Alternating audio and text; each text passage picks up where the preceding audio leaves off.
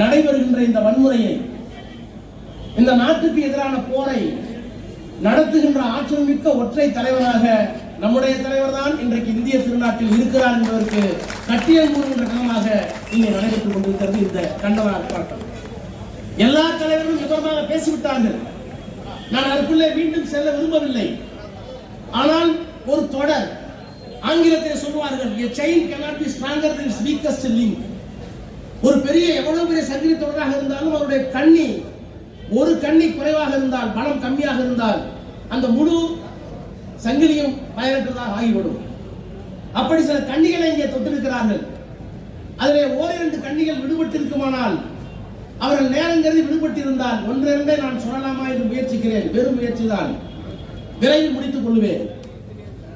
அமெரிக்காவினுடைய அமைச்சர் Peter Navarro இந்த வரி விதிப்பு குறித்து அந்த நாட்டினுடைய தொலைக்காட்சிக்கு பேட்டி அளிக்கிறார். அவர் பேட்டி அளிப்பதனுடைய நிமித்தம் எது, காரணம் எது?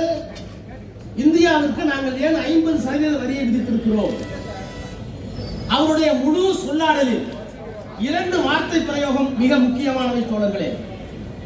ஒரு பிரயோகம், உக்ரைனிலே நடப்பது மோடி வார். இரண்டாவது,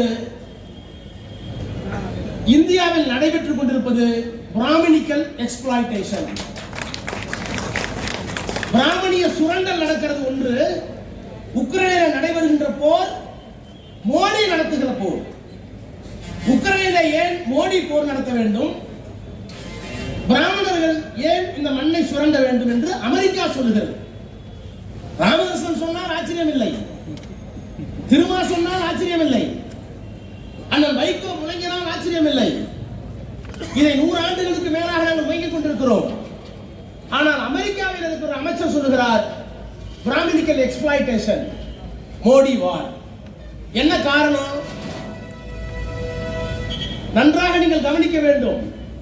இப்படிப்பட்ட சூழ்நிலை எழவே இல்லையா இந்தியாவிற்கு? எழுந்தது. இன்றைக்கு என்ன நிலை? இங்கே திருமா பேசுகிற போது சொன்னார், 2013ஆம் ஆண்டு 2014இல் மன்மோகன் சிங் ஆட்சி இறங்குகிற போது, ஆட்சியை விட்டு இறக்கப்பட்ட போது, மோடி பதவியேற்ற போது இங்கே சொன்னார்களே, கச்சா எண்ணெய் விலை $108. சர்வதேச சந்தையில் $108 கச்சா எண்ணெய் விற்ற போது, இங்கே பெட்ரோல் விலை, டீசல் விலை எவ்வளவு? வெறும் $70, $75.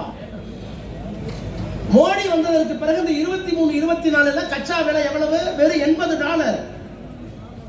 வெறும் $80 இருக்கிற போது பெட்ரோல் விலை $100, டீசல் விலை $100.